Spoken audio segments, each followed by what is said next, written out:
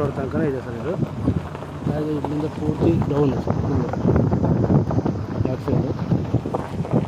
Total 26 ಎಕರೆ boundary sir ಇದು.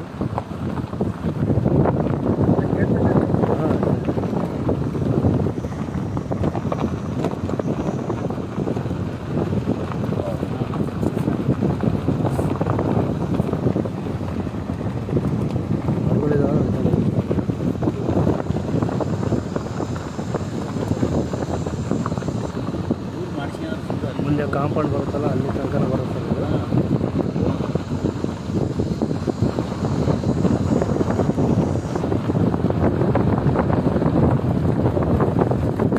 ಹಾಗೆ ಈ ಸೈಡ್